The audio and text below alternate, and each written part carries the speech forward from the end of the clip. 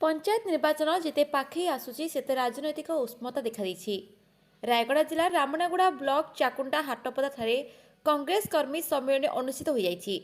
एथिरे कोरापुट लोकसभा सांसद सप्तगिरी उल्लाका, जिला कांग्रेस सभापति दुर्गा प्रसाद पंडा, पूर्वतन जिला परिषद अध्यक्ष विजय गमांग, गुड़ारी ब्लॉक अध्यक्षा शांति जागेरंगा, ब्लॉक कांग्रेस सभापति बांछनित बेहेरा, जिला संपादक आई आपाराओ, सांसद प्रतिनिधि जी प्रसाद राव प्रमुख उपस्थित थे।